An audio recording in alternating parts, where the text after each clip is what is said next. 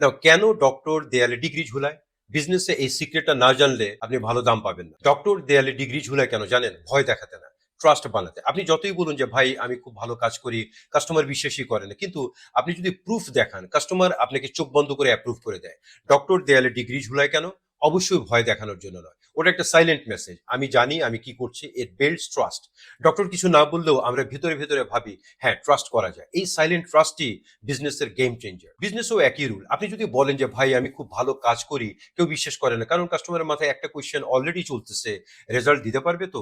কিন্তু আপনি যদি দেখান আপনার কাস্টমারের ফিডব্যাক, বাস্তব কেস স্টাডি, কত বছর ধরে কাজ করছেন, কোন ব্র্যান্ড বা কোম্পানির সাথে কাজ করেছেন, মেজারেবল আউটকাম যদি দেখাতে পারেন, তখন আর কথা লাগে না, ট্রাস্ট অটোমেটিক্যালি হয়ে যায়। বাংলাদেশে কি হয়, একজন টিউশন টিচার যদি বলে আমি ভালো পড়াই, ভাই ওয়েল, এরকম সবাই বলে, কেউ নিজেকে খারাপ বলে না। কিন্তু টিউশন টিচার যদি এভাবে বলে গত 5 বছরে আমার 5 জন স্টুডেন্ট জিপিএ 5 পেয়েছে, ভাই ট্রাস্ট তো লাগবে, কারণ এখানে ইমোশন না, এখানে এভিডেন্স কাজ করে। বাংলাদেশে মানুষ খুব স্মার্ট, সে আগে দেখে এই লোকটা কি আগে কাউকে রেজাল্ট দিয়েছে, প্রুফ দেখলেই ডিসিশন নিয়ে ফেলে। মনে রাখবেন, অথরিটি সাইলেন্ট কনফিডেন্স, মানে আপনি এক্সপার্ট এটা চিৎকার করে বলতে হবে না, আপনার কাজ, প্রুফ, এভিডেন্স নিজে থেকেই একসাথে কথা বলবে।